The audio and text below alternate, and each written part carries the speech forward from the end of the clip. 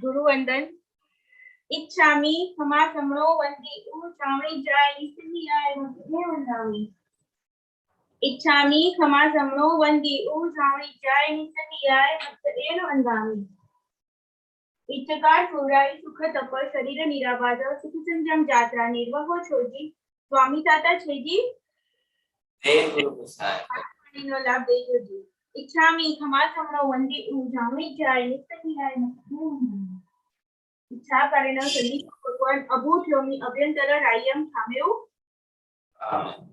सम खामेमी रायम जंकिंची अपत्यम परपत्यम बत्ते पाणे विनिय व्यावत्ते आलावे संलावे उच्चासने समासने अंतर भाषाए उरी भाषाए जंकिंची मध्य विनय करिहिन सोहम वा वायरम वा तुभ्ये जानह अहम न जान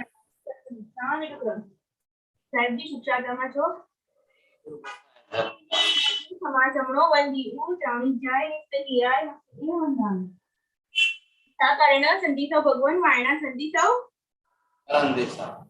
इच्छामि समासमणो वंदी श्रावणी जाय निस्तियाय वंदामि।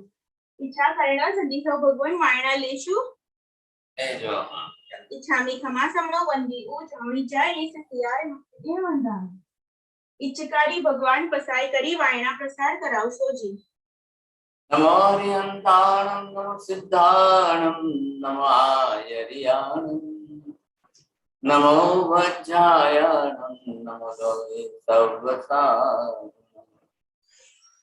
पंच नमोकारो सर्वपावपणासनं मंगलाणं च सर्वेसिं परमं हवै मंगलम्। जय जगदीव जोनि वियानो जगद्गुरु जगानंदो जगन्नाथो जगवंतो जय जगत्पितामहो जय सुयाण भवगो तेजयराणं पश्चिमो जय जय गुरुलोकानं जय महात्मा सर्वारिष्ट प्रणाशाय सर्वाविष्टार्थदायिने सर्वलब्धि विधानाय श्री गौतम स्वामिने नमः। श्री सुधर्म स्वामिने नमः। अज्ञानतिमिरान्धः ज्ञानाञ्जन शलाकया नेत्रमुन्मीलितं येन तस्मै श्री गुरवे नमः। धर्मलाभ सबको बहुत बहुत आशीर्वाद। मथेनवंदामी साहेब बहुत बहुत धर्मलाभ।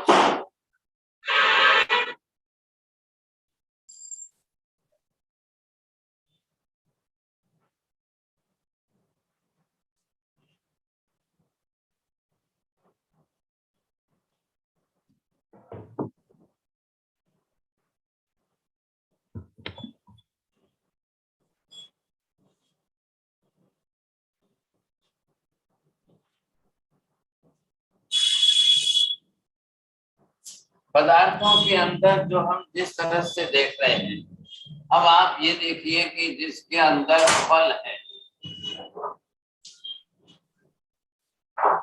सब्जी है,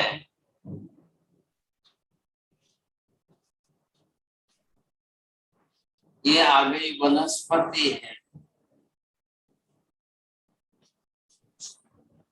इधर अनाज है, ये कठोल है। अब हमारे खाने पीने के साधन सामग्रियों के मुख्य अंग ये हो गए। अब इसके साथ में आप देखेंगे कि इधर हमारे दूध दही जो है ये भी साधन।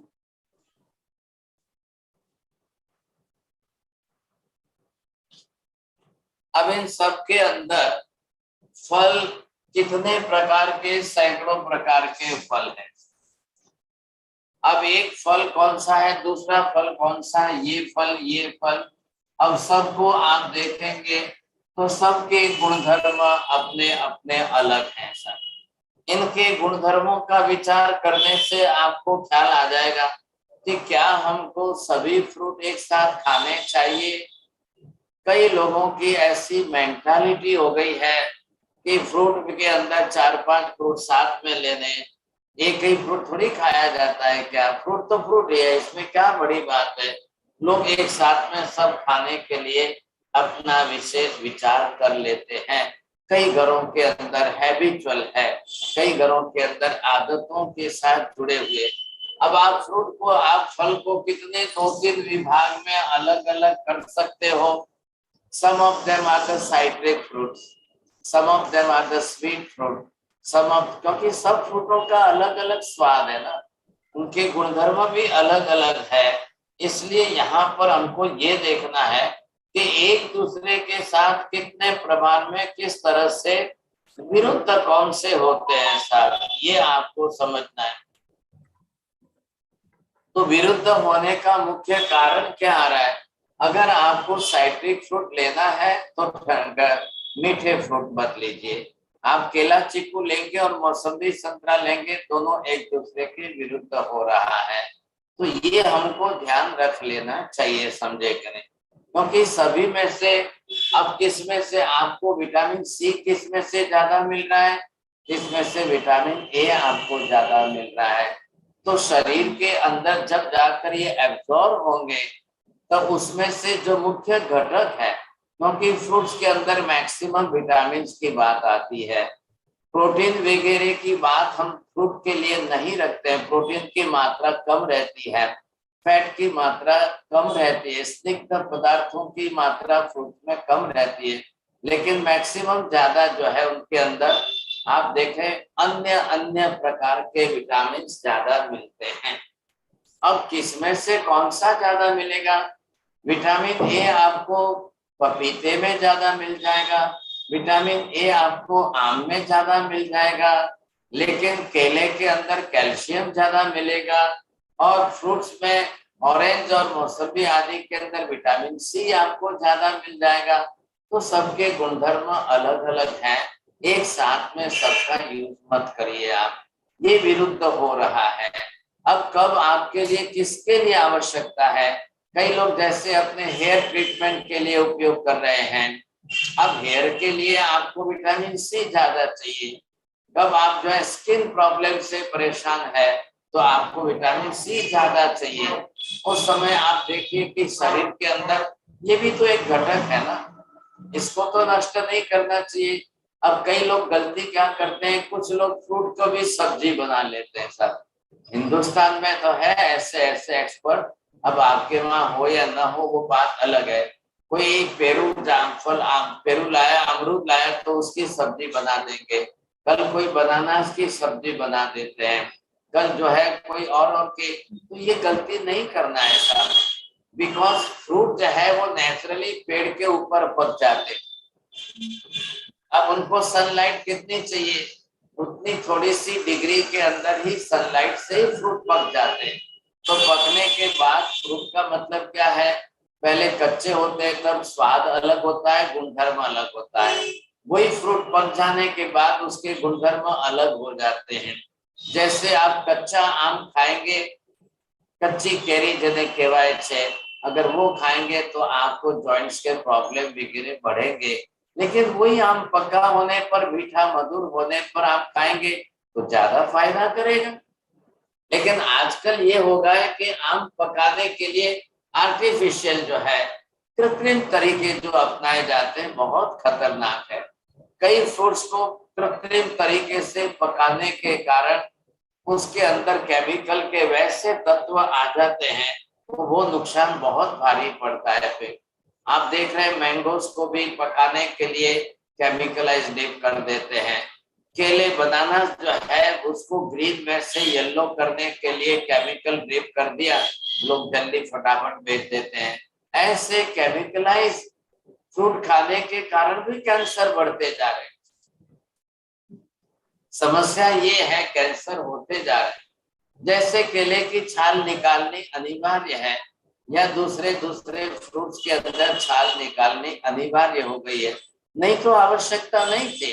पहले के जमाने में आज से 25 साल पहले छाल निकालना, एप्पल होता था, लोग डायरेक्ट एप्पल जो है ऐसे ही खा लेते थे। लेकिन अब आज के ऊपर वैक्सीन डालकर, केमिकल डाल करके उसको ऐसा किया जाता है, रखा जाता है।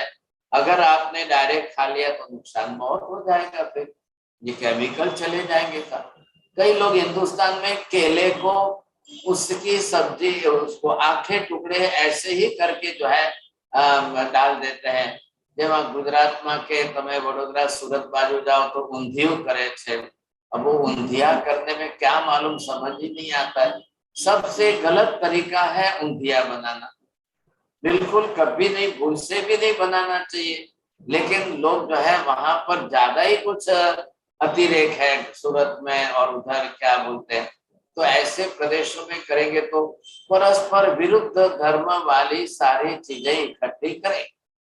ये सब्जी वनस्पति के अंदर, ऑल वेजिटेबल्स के अंदर अब वो कितने वेजिटेबल्स मिक्स करेंगे, એટલે એમનું નામ જ પાડી દીધું કે ઊંધિયું। अब क्यों नाम रखा है, एल्साबेथ ने વધારે खबर है, मुझे तो मालूम नहीं है, मैं तो नहीं जानता, लेकिन करते हैं लोग, समझे कि नहीं। उसमें वो खास करके वाल पापड़ी मेन चीज वो रखते हैं, और बाकी के सब इकट्ठे करके केले भी छिलके साथ ही केले डालते हैं। अब उनको ये समझाओ कि इतनी बड़ी गलती तो मत करो कम से कम। नहीं नहीं, ये तो बहुत अच्छा होता है, नहीं ये तो बहुत अच्छा होता है। कभी आप मेहमान बनकर के सूरत जाना, तब आपको पता चलेगा सब। અને કદાચ એલિઝાબેથ ત્યાં બનાવતા હશે એટલાન્ટામાં, પણ કોને ખબર नहीं, हमको तो मालूम नहीं। लेकिन ये लोग करते हैं ऐसा। तो नियम ये है कि आप इतने विरुद्ध गुणधर्म वाले सबको एक साथ में इकट्ठा मत करिए। आपको क्यों नहीं करना चाहिए? देखिए, मैं इसके अंदर अभी फ्रूट के अंदर बात कर रहा था, अभी मैं इसके अंदर की बात करूं आपको। सब्जी के अंदर आप देखेंगे कोई भिंडी है, ये भिंडी है, और इधर जो है ये करेला है सर। तो इन दोनों का भी 12वां चंद्रमा है सर। आप भिंडी खाकर करेला नहीं खाना चाहिए, करेला खाओ तो भिंडी नहीं खानी चाहिए। लेकिन अब लोग समझने को ही तैयार नहीं है, क्या करना सर। आप वहां चले जाओ तो खास भिंडी की सब्जी भी बनाएंगे, करेले के भी बना लेंगे, दोनों ही साथ में बना लेंगे, ये भी खाएंगे वो भी खाएंगे साथ। और आपसे बात ज्यादा तो साधु संतों को तकलीफ आती है। 10 घर जाओ तो 10 घर में अलग अलग सब्जी होती है, तो किसी के घर में भिंडी मिले, किसी के घर में करेला मिले। अब ये दोनों गलत हो रहे हैं, विपरीत हो रहे हैं, तो उसके गुणधर्म हमको नुकसान कर रहे हैं। उसके कारण हमारे शरीर में क्या नुकसान हो रहा है, ये कोई समझने को तैयार नहीं है सब।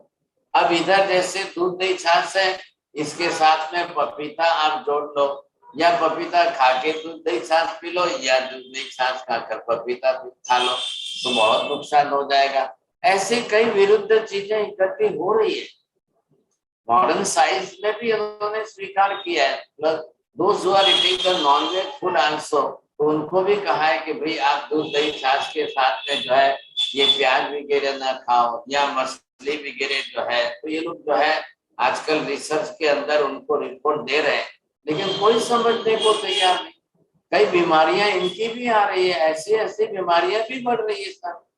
लेकिन अब अगर आप समझ करके चलो, देखिए बेसिक आयुर्वेद शास्त्र का नियम तो ये हमार, अरे क्या हो गया,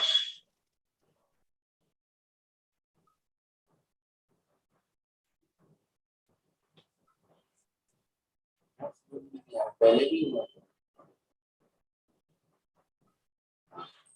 तो ये जो है, जो हेतु सामने आ जाता है, आप उनको समझने की कोशिश करें। आयुर्वेद शास्त्र का क्या कह रहा है कि भाई अगर फ्रूट्स खा रहे हो तो वेजिटेबल मत खाओ, वेजिटेबल खा रहे हो तो फ्रूट मत खाओ। वेजिटेबल्स के गुणधर्म अलग है, फ्रूट्स के गुणधर्म अलग है, तो ये हमको समझना चाहिए ना। लेकिन अब कई घरों में तो रिवाज ही हो गया, 2-3 सब्जी भी बनाएंगे, साथ में 2-3 फ्रूट भी बना लेंगे, और मेहमान आए तो और ज्यादा। तो ये तकलीफें कर रहे हैं लोग। वेजिटेबल्स एक अलग ही वस्तु हो गई साहब। अब किस वेजिटेबल में क्या मिल रहा है, किस में क्या मिल रहा है, किस में किस प्रकार से क्या मिल रहा है, ये हमको समझना चाहिए। कोई ध्यान नहीं दे रहा है। अपनी तरफ से जैसा खा रहे। तो ये लोगों को सोचना चाहिए, समझे कि नहीं। अगर आपको वेजिटेबल खाना है, एक ही वेजिटेबल लो, एक टाइम में एक, दो मत साथ में, चार मत इकट्ठे करो। अब मेहमान आते हैं तो मेहमान का मतलब ये थोड़ी हो गया है कि भाई मेहमान को बीमारी करें, हम परेशान होके जाए हमारे घर से, बीमारियां लेकर के जाए हमारे घर से।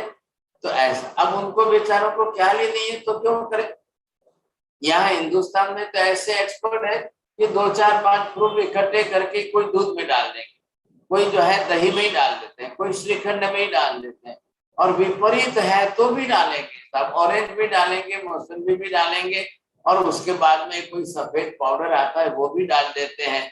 अब उनको ये मालूम नहीं है कि ये सफेद पाउडर एग का बना हुआ होता है और ये खाना ही नहीं चाहिए, डालना ही नहीं चाहिए, लेकिन समझते ही नहीं। वो समझते टेस्ट आता है करके ऐसे करके खा लेते हैं, बना लेते हैं सब्जी। हाँ साहब ड्राई फ्रूट को किधर कैसे गिनेंगे? ड्राई फ्रूट को एक विषय अलग चल रहा है, एक एक विषय लीजिए। तो इसके अंदर अगर हमारा बरोबर लक्ष्य आ जाए तो बरोबर आपको समझना चाहिए साहब। अब रही बात ये, इन दोनों का कॉम्बिनेशन रॉन्ग कॉम्बिनेशन। वनस्पति के अंदर सबके गुणधर्म अलग। अभी मैं शरीर बीच में नहीं ला रहा हूं, हमारा शरीर या हमारे खाने आदि की बात नहीं करें, पहले इनको तो समझो। सबकी अपनी अपनी प्रकृति है, इनकी सबकी प्रकृति में मतलब इनके गुण दोष समझने जैसे हैं। अब यही अगर अपने आप में परस्पर ही इतना विरुद्ध हो रहा है, जैसे मैंने दो तीन बार आपके सामने बात रखी है कि ककड़ी और टमाटर परस्पर विरुद्ध हो रहे हैं। खीरा जिसको बोलते हो आप, खीरा और टमाटर, लोगों के अब जो है सलाद का तो रिवाज ही हो गया, और ये तो होना ही चाहिए सर, दो थोड़ी ककड़ी होनी चाहिए, थोड़ा टमाटर भी होना चाहिए, थोड़ा ये हम गलती कर रहे हैं सर। फिर दो चार टुकड़े फ्रूट के भी साथ में रख देंगे, फिर चार टुकड़े ये भी रख देंगे। ये गलती मत करिए साहब। मेहमान तो कोई रोज तो नहीं आते हैं, आप रोज तो घर में खुद ही परिवार में ही खाने वाले हो। अब माँ बाप भी बच्चों को भी अगर इस तरह से खिलाएंगे तो फिर कैसे होगा। तो ये गलती हमको नहीं करनी चाहिए, बात इतनी सी। अब इसके बाद अगर आप चलो अनाज में आ गए। अब अनाज आपको कौन सा अनाज, किस अनाज को किसके साथ, किस अनाज को किसके साथ, नियम तो ये कह रहा है कि एट ए टाइम आपको एक ही अनाज खाना है। अब लोगों के अंदर एक ऐसी फैशन चल पड़ी है, मल्टीग्रेन बोलते हैं उसको, और मल्टीग्रेन बोल करके बोलते नहीं नहीं बहुत ज्यादा ताकत आएगी, बहुत ज्यादा ताकत। ऐसी ताकत नहीं आती है। जिसको आप बिगाड़ रहे हो और फिर वो बिगड़ रही है वस्तु, और फिर आप ये सोचो कि मुझे ज्यादा ताकत आएगी, नहीं आएगी। क्यों नहीं आएगी? कि जो विरुद्ध हो जाएगा वो आपको डाइजेस्ट होने में प्रॉब्लम आएगी, उसके प्रॉब्लम डाइजेशन के लिए समस्या खड़ी हो जाएगी। तब आप क्या करोगे? ऐसी परिस्थिति के अंदर एक टाइम एक अनाज लीजिए, और ज्यादा करके दो विभाग बन गए, एक तरफ गेहूं है और दूसरी तरफ मोटा अनाज जो है जिसके अंदर हम जवारी, बाजरी, मकाई, अब इनको अनाज के रूप में है। तो जनरली लोगों को खास करके गेहूं की तकलीफ ज्यादा है। गेहूं का आटा बना करके वो बहुत बारीक कर देते हैं। अधिकांश रूप में आप भी जानते हो कि मैदा तो खाली गेहूं का ही बनता है। आपने कभी सुना है क्या बाजरे का मैदा बनता है क्या? मकाई का मैदा बनता है क्या? जवारी का मैदा नहीं बनता है, खाली गेहूं का बन रहा है। क्यों बन रहा है? गेहूं इतना बारीक पीसा जा रहा है। अब जब आपको भी मालूम है कि जो है जिस मिशन के अंदर उसका मिलिंग होगा तो या तो लोहे की बनी हुई है या पत्थर की बनी हुई है। अब इतना बारीक करने जाने के अंदर टोटल उसका प्रोटीन डैमेज नष्ट हो जाता है, क्योंकि इतनी हीट क्रिएट होगी, इतना घिसा जाएगा, इतना पीसा जाएगा। ये तकलीफ है। आप देखेंगे 100 में से 90% लोगों को गेहूं के प्रॉब्लम ज्यादा है, बाजरे के प्रॉब्लम ज्यादा नहीं हो रहे हैं। जवारी के नहीं हो रहे हैं। अब देश देश के रिवाज है। आप मेवाड़ की धरती पर एमपी में ज्यादा जाओ तो वहां पर आपको मकाई ज्यादा खाने वाले मिलेंगे। राजस्थान में जाओ तो मकाई ज्यादा खाने वाले, कच्छ और सौराष्ट्र में जाओ तो बाजरा ज्यादा खाने वाले मिल जाएंगे। नॉर्थ में यूपी में जाओ तो चावल ज्यादा वाले मिल जाएंगे। साउथ में जाओ तो चावल ज्यादा मिलेंगे। अब इसके साथ एक अलग अलग जो है जौ भी आता है, बार्ली जिसको हम बोलते हैं, वो बहुत लाइट वेट है, पाचन होने में बहुत हल्का है। जिन लोगों का वजन ज्यादा है, जिन लोगों की बॉडी जो है फुली हुई है, जिनके शरीर में चर्बी ज्यादा है, जिन लोगों को कॉन्स्टिपेशन की तकलीफ है, जिन लोगों को ज्यादातर बैठा रहना पड़ता है, उन लोगों को गेहूं तो भूल से नहीं खाना चाहिए। भूल से भी गेहूं टच नहीं करना चाहिए साहब। गेहूं से आपको फैट बढ़ेगी, गेहूं से कॉन्स्टिपेशन बढ़ेगा, गेहूं खाने से आपको जो है और कई कोलेस्ट्रॉल बढ़ेगा, ये सारी समस्या आएगी। ऐसे लोगों को जवारी ज्यादा खानी चाहिए, जौ ज्यादा खानी चाहिए।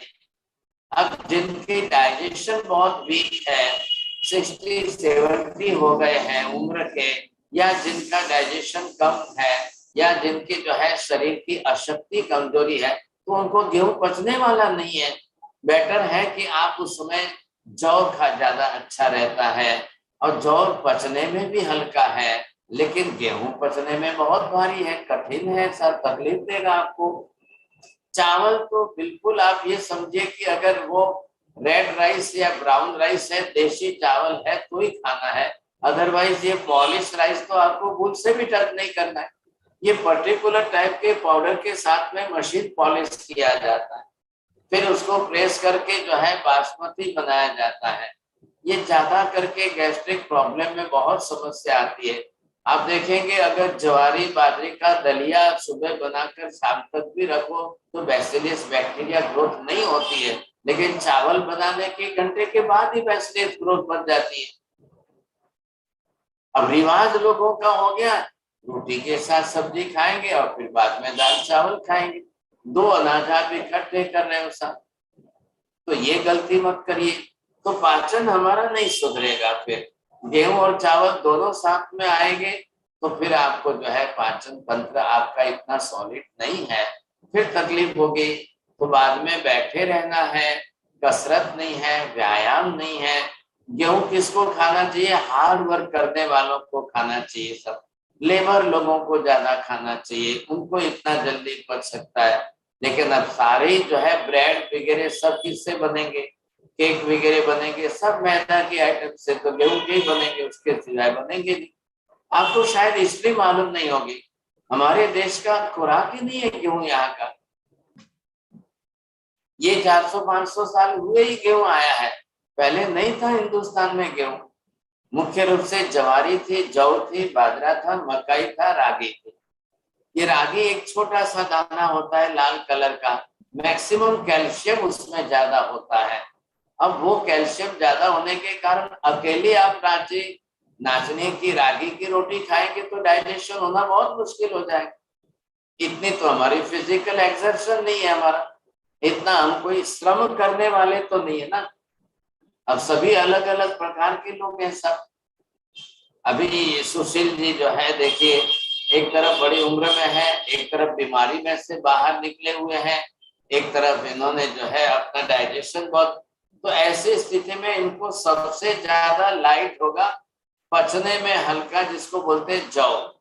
तो जौ पचेगा तो शक्ति देगा।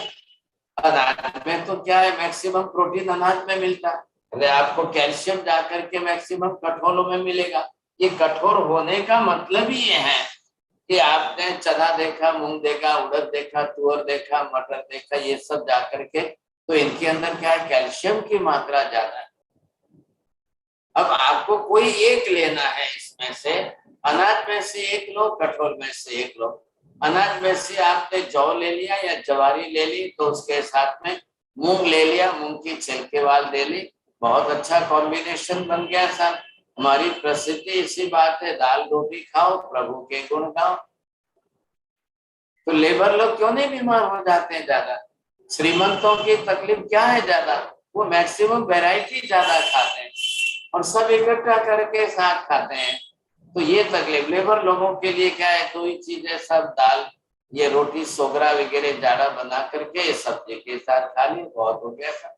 एक बार सुबह अगर ये खा रहे हैं सोगरा और साग सब्जी खा रहे हैं, तो शाम को घर जाके चावल दाल खा लेंगे, शाम को घर जाएंगे तो कोई खिचड़ी खा लेंगे, समझे।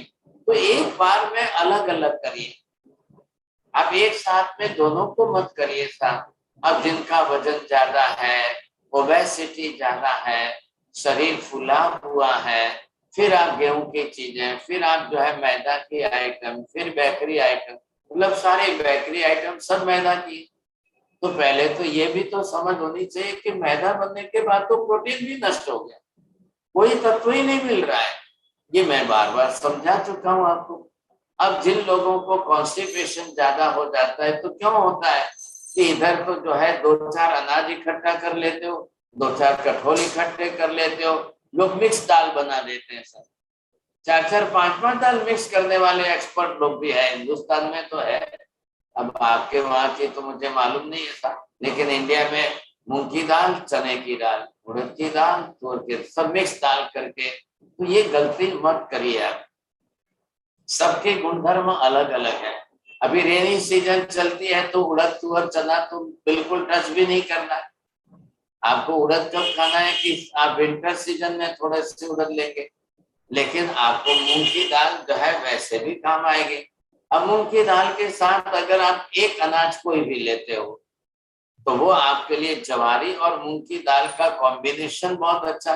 अब दिमाग में भूत क्या भर गया सर कि खाली चावल के दाल दाल हो, चावल और दाल मिक्स करो तो एक खिचड़ी बनती है, उसके सिवाय खिचड़ी नहीं बन सकती। ये गलती कर रहे हो आपने, दलिया ले लिया और उसमें दाल मिक्स कर ली।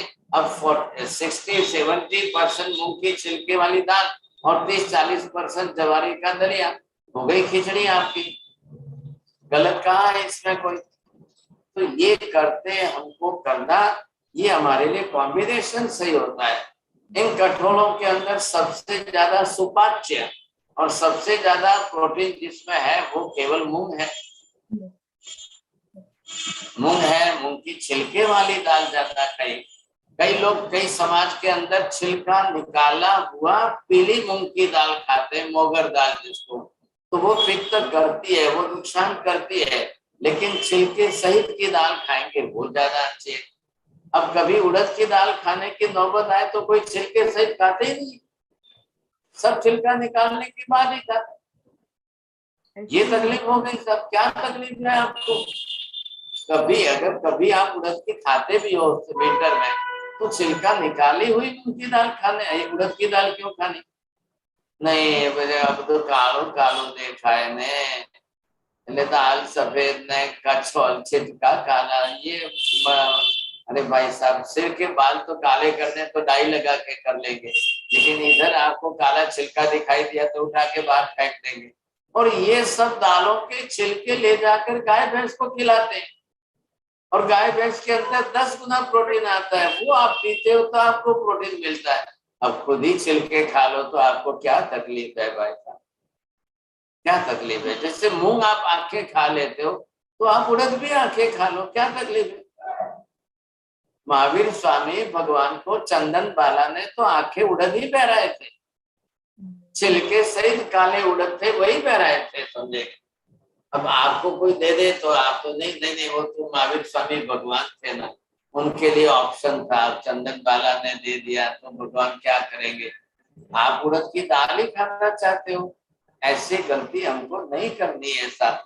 उड़द का मूंग का कॉम्बिनेशन नहीं है, उड़द का बेसन चने का कॉम्बिनेशन नहीं है, चने का तुअर के साथ कॉम्बिनेशन नहीं है, लेकिन लोग तो समझने कोई तैयार नहीं है। तुअर की दाल करेंगे तो कोई चने की दाल मिक्स कर देंगे, मूंग की दाल करेंगे तो चने की दाल बीच में डाल देंगे। ये गलती क्यों करते हैं? तो कोई किसी को पूछने भी जाओ तो क्या हमारा सासू अहमद करता था ने, सासू ऐसे ही बनाते थे ने, ले अब भी वही कर रहे हैं। अब ये बेचारी डबल डिग्री लेकर ग्रेजुएट होकर आई और सासू बेचारी अनपढ़ थे, सासू कुछ भी नहीं जानते, लेकिन इधर उनकी डबल डिग्री काम ही नहीं आ रही। तो सासू जेम करता था ने એટલે એમ જ કરવું પડે ને અમારે। ये गलती आप कर रहे हो साफ समय। अब जैसे कभी कभी आपका देखिए कफ एंड कोल्ड से आप सफर हो रहे हो, कफ कोल्ड ज्यादा बन गया है, तो आपको अगर और गेहूं की रोटी खाएंगे तो और कफ कोल्ड बन जाएगा, बढ़ जाएगा। अब मम्मी भी नहीं समझती है तो बेटे को, अच्छा बेटा चल दो नहीं तो एक तो रोटी खा ले। अरे ऐसे क्या करता है, एक तो रोटी। अब वो 1000 साल से मेमोरी में रोटी रोटी रोटी, वो गेहूं की रोटी दिमाग में सेट हो गई सब। अरे कभी जब उसको जो है दमा की कंडीशन, अस्थमा की कंडीशन या कफ कोल्ड ज्यादा है, तो उसको आप जो है चने की रोटी, नॉट फ्रॉम बेसन, बेसन नहीं कह रहा हूं मैं, भुना हुआ चना और उसकी कोई वैरायटी बना के खिलाओ। नहीं बनाना है तो डायरेक्ट भुने हुए चने खिला दो, वो कफ को एब्जॉर्ब कर लेता है, फिर कफ बनने नहीं देता है। ये उसका काम है, बहुत अच्छा समझेगा। अब आप तो ये तो समझ लें, सबके दिमाग में मेमोरी सेट हो गई है। अरे वो रोटी नहीं खाएगी तो बेचारी क्या होगा, रोटी नहीं खाएगी तो उसका कैसे चलेगा। नहीं नहीं, एक तो रोटी दो, एक तो दो रोटी था महाराज साहब, ये तो मेरी बेटी तो क्या हो गया है, ये यंग है, इसको तो शक्ति नहीं आ रही है, इसको एक रोटी तो बोलो, दो रोटी नहीं खाती है, क्या होगा। ये हमारे यहाँ कैसे चालू हो गए साहब। अब जब उसका डाइजेशन वीक है और फिर आप उसको गेहूं खिला रहे हो तो और नुकसान होने वाला है। अब लोग जो है ना ना महाराज आप तो आटो से लोट से आ क्या मैदो से। अब मैदा और आटा में फर्क कोई 1 डिग्री का ही बचा है बस। अब ये सब जगह पर गेहूं दिमाग में इतना भारी सेट हो गया है, अब ये मेमोरी में से निकलना बहुत मुश्किल हो जाता है, तकलीफ ही आ रही है। अब हम बात करते हैं जैसे इसकी बात, ये रूटीन रूटीन की बात है, रोज के साथ आप अलग अलग कॉम्बिनेशन कर लो, सुबह दोपहर का अलग अलग कर लो। आपको अगर सुबह ही सुबह फ्रूट खाना है, एक फ्रूट सुबह में खा ली, आपको दूसरा कुछ भी नहीं लेना है। फिर ये दिमाग में भूत मत रखना नाश्ता नाश्ता नाश्ता, और नाश्ता शब्द आया मतलब पोहा आ गया, उपमा आ गया, पोहा आ गया, उपमा, और नाश्ता शब्द आया तो कुछ तलेला, तली हुई चीजें साहब, ये तो वेना वगैरह तो न चले साहब, सेब चाहिए, चिवड़ा चाहिए, गाठिया चाहिए, फाफड़ा चाहिए, ये सब उसके साथ आपकी सेटिंग होगी। ये गलती मत करिए आप। नाश्ता का मतलब ये नहीं होता है कि ये सब तली भुनी चीजें अनिवार्य होती है, कोई आवश्यकता नहीं है, भूल से भी मत खाइए। पहले दिमाग को सेट करिए, मेमोरी बदलिए।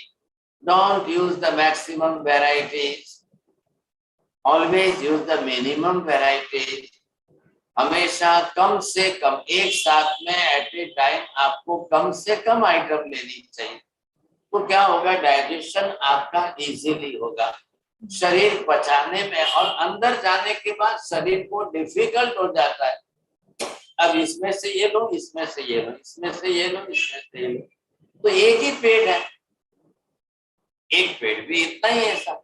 अब इतने पेट में जो मिक्स होना है, आप 50 आइटम मिक्स मत करिए।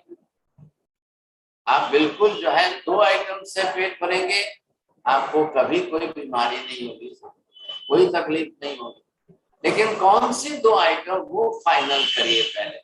आपको सुबह सुबह दलिया खाना है तो 1 कटोरी उसके साथ जैसे दही छाछ मट्ठा ले लिया, बहुत बेस्ट, लेकिन उसमें नमक आदि नहीं डालेंगे, ये कॉम्बिनेशन आपका सही हो गया। तीसरी आइटम लेंगे नहीं, और दलिया के अंदर मैक्सिमम प्रोटीन बचता है। आपके दिमाग में नहीं नहीं रोटी नहीं खाएगा तो कैसे चलेगा, हम सब कुछ खा ले बिना रोटी के, तो ये गलती कर रहे हो आप। जरूरी नहीं है, शरीर को प्रोटीन की रिक्वायरमेंट दलिया से ज्यादा पूर्ति हो रही है तो आपको बाकी की सब चीजें अवॉइड करनी चाहिए।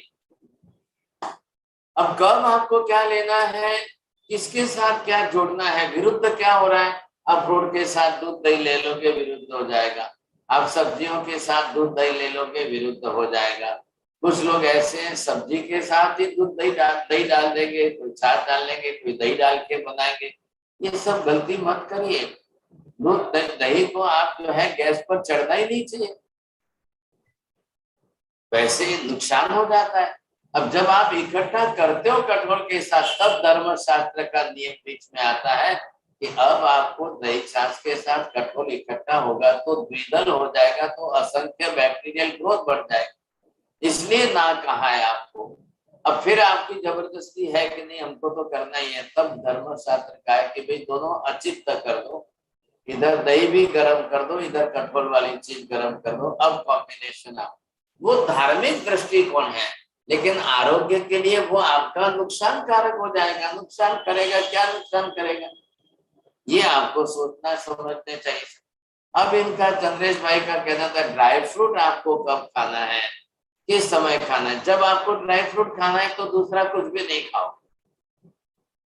ड्राई फ्रूट हैवी है, सॉलिड है, मैक्सिमम प्रोटीन है, मैक्सिमम कैल्शियम है, ड्राई फ्रूट के अंदर काफी गुणधर्म काफी ज्यादा है, तो आपके डाइजेशन की कैपेसिटी है कि नहीं है, पाचन शक्ति आपकी इतनी प्रबल है तो खाइए, नहीं तो मत खाइए।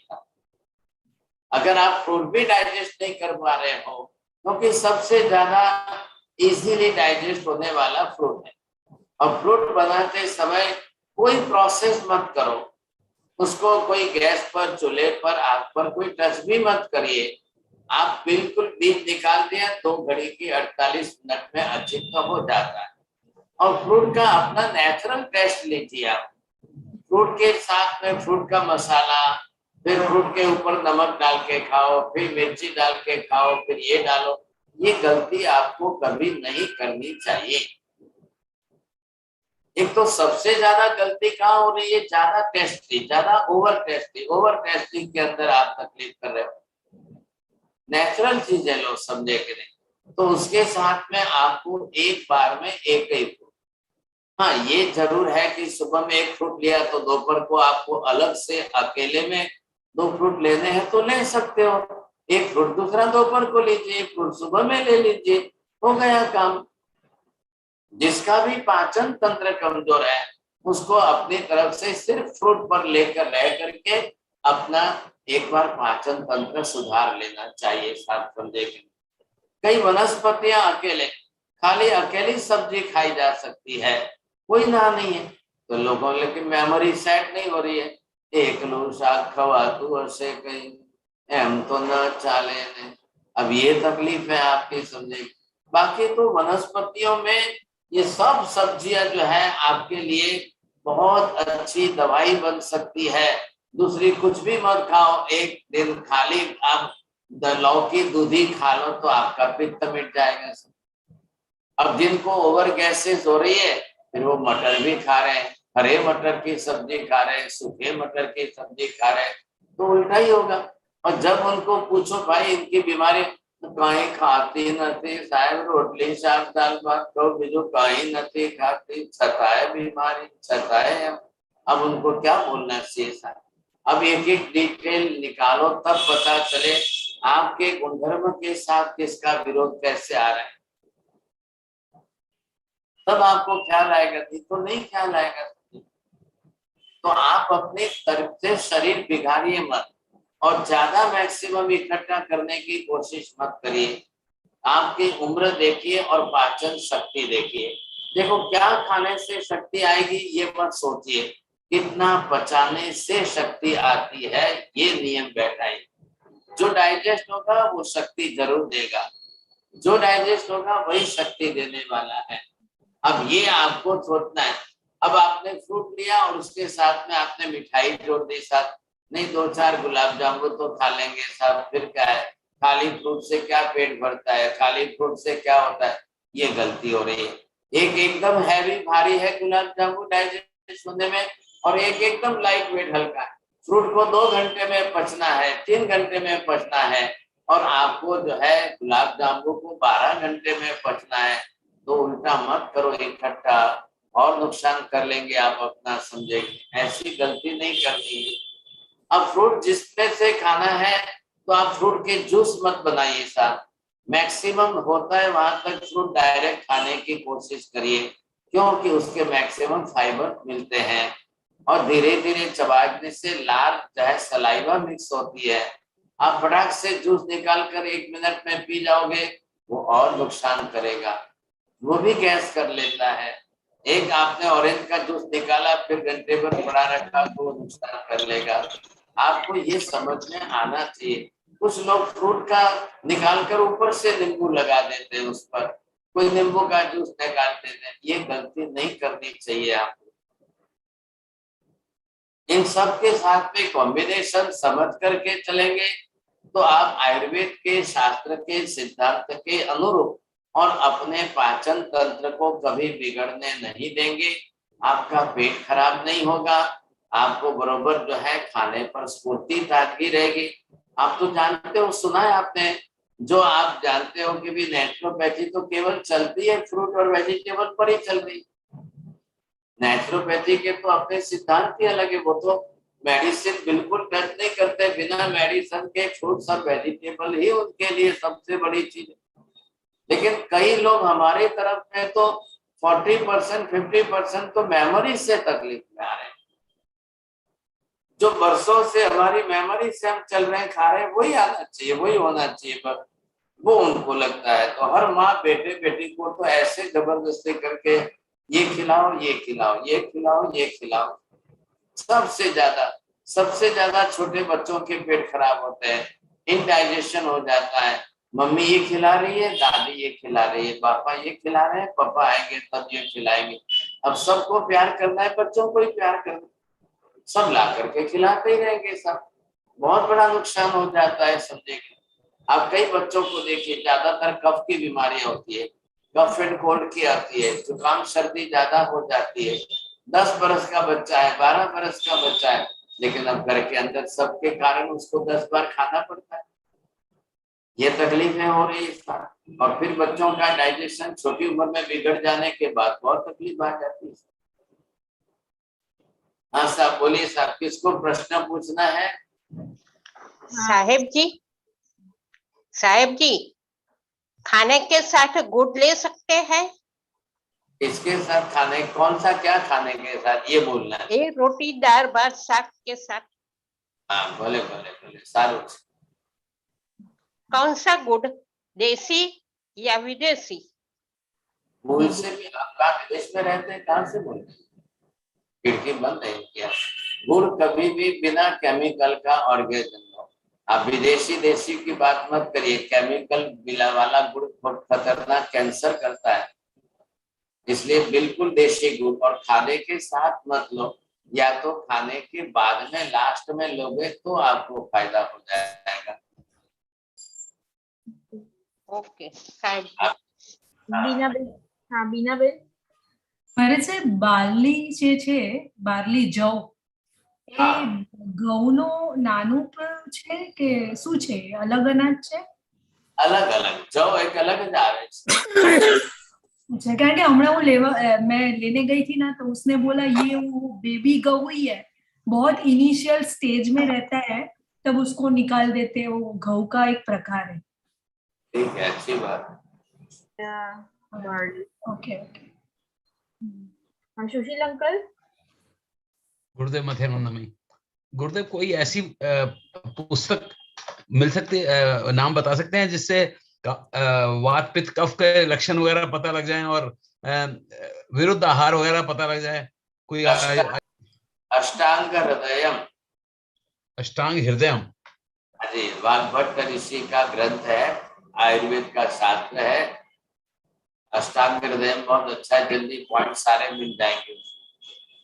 गुरुदेव वो तो आपने बताया, लेकिन मेरा तो छोटी पुस्तक कोई ग्रंथ इसके डिवीजन करके अलग अलग छोटे छोटे वॉल्यूम बनाए हैं।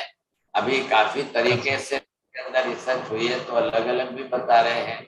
बाकी छोटी छोटी पुस्तकें काफी है, अलग अलग है, लेकिन ये इन जनरल सब। नाम दोबारा बता देंगे गुरुदेव? अष्टांग अष्टांग के बाद क्या है? हृदयम। हृदयम। ठीक है गुरुदेव, थैंक यू। महती कृपा गुरुदेव। योगीबेन. हाँ मथने मंदामी महाराज साहब, यहाँ पे हम सब स्टील कट ओट कुक करके खाते हैं सुबह में, तो वो सही है? ओट खाना, स्टील कट ओट, वो रो आता है और हाफ एन आवर लगता है कुक करने में। स्टील कट आता है साहब जी, वो ना कोई प्रोसेस नहीं रहता है। ओट्स जो रहते हैं ना, ओट्स तो वो स्टील कट आते हैं, जो प्रोसेस नहीं होता कुछ भी उसमें, तो वो ठीक है, वही खाते हैं मैं भी। हम आई थिंक वो हाफ एन आवर लगता है उसको कुक होने में भी। आप रॉ फॉर्म में ले आओ ना फिर ओट्स का। हाँ, it's basically that only, right Yogi ben? क्या मैंने सुना नहीं। Steel cut oats basically they are raw form only ना? या it's a raw form Maharaj sahab, but क्या एवरीडे खाना अच्छा है वो स्टील कट ओट मॉर्निंग में? तो स्टील क्यों बोलते हैं? वो साहब जी ऐसे 2 पोर्शन में ना उसका नाम दिया है, यहाँ ऐसे बोलते हैं स्टील कट, यानी वो जो कट है पूरा बड़ा ओट जो रहता है ना उसको 2 पोर्शन में कट कर देते हैं ओनली, ऐसा है। बट इट्स वेरी यानी कोई प्रोसेस नहीं होता बट उसमें। ठीक है, बहुत अच्छी बात है। जानवी बागमार जी। मथेन वंदामी गुरुदेव, नींबू जो है वो हम खाने में ले सकते हैं? हाँ, सब्जी दाल में जरूर यूज कर सकते हैं, लेकिन खाना बनने के बाद थाली में आने के बाद करिए, रसोई में गैस पर मत डालिए। अच्छा, और शरबत आप बोले कि ऐसे जूस ना ले फ्रूट का, तो शरबत ले सकते हैं? जरूर लीजिए, अलग टाइम से, खाने के साथ नहीं। अच्छा,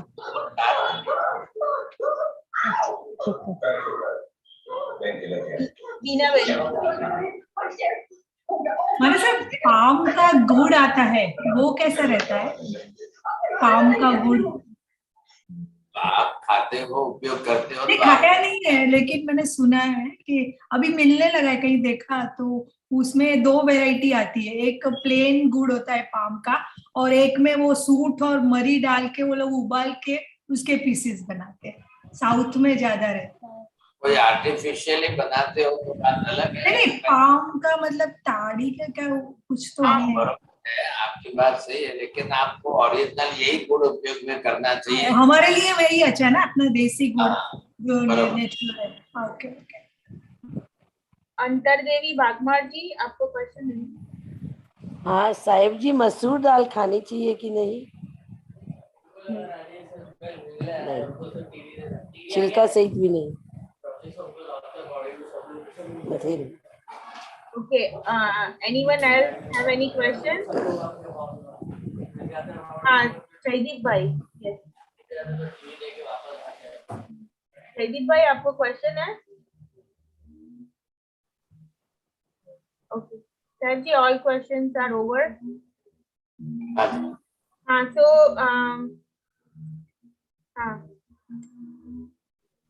साहब जी, so tomorrow 7 to 8 PM गंधर्वाद का क्लास रहेगा, एंड देन कर्म फिलोसॉफी जैना का क्लास रहेगा। So tomorrow 7 to 8 PM गंधर्वाद and then जैना का क्लास है। So there will be no सम्यक दर्शन class, it will be on Sunday 8 to 9 PM रहेगा सम्यक दर्शन का क्लास। हाँ जी साहब जी, एंड हेमा बिन छेड़ा को एक क्वेश्चन है क्या? ओके, हाँ हेमा बिन छेड़ा, यस प्लीज। वंदा में गुरुजी, आपने बताया फ्रूट के बारे में, केला और सिट्रस फ्रूट, मीठा और ये खट्टा फ्रूट नहीं खाने चाहिए साथ में। अभी अभी बताया मैंने, केले के बारे में नहीं खाने चाहिए, यही बोल रहा हूँ। अच्छा, वो क्या क्या कारण क्या उसका? गुणधर्म विरुद्ध है। विरुद्धार। हाँ, गुणधर्म विरुद्ध होने के कारण तकलीफ होगी आपको। आप 2-3 घंटे बाद में केला खा सकते हो। इतना टाइम रखना बीच में। एक फ्रूट से दूसरे फ्रूट के साथ में कम से कम 3 घंटे का अंतर रख लीजिए, बस बात हो गई। ठीक है, वंदा में। ओके जी सर जी। नमो अरिहंताणं नमो सिद्धाणं नमो आयर्याणं नमो वच्छायाणं नमो सर्वसारणं एस्तु पंच नमोकारो सर्वभावपणासनं मंगलानं च सर्वेषु परमं हवै मंगलम्। मंगलम भगवान विष्णु मंगलम गौतम प्रभु मंगलम शूलिभद्राद्या जैन धर्मस्तु मंगलम। चत्तारि मंगलम हरिहंता मंगलम सिद्धा मंगलम साहु मंगलम केवली पंडितो मंगलम।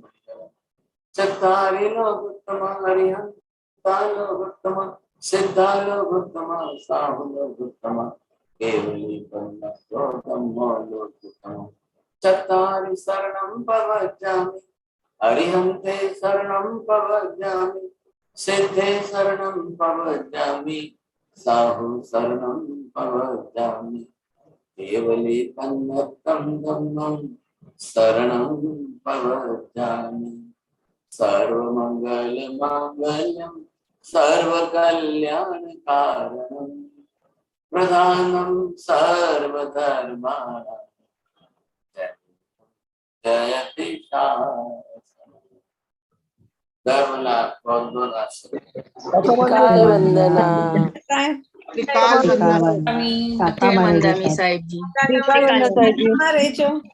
ખૂબ ખૂબ વંદના સાહેબજી મથેણા મંદામી कृतज्ञोस्मि कृतज्ञोस्मि कृतज्ञोस्मि प्रणाम सभी को। त्रिकाल वंदना। પ્રણામ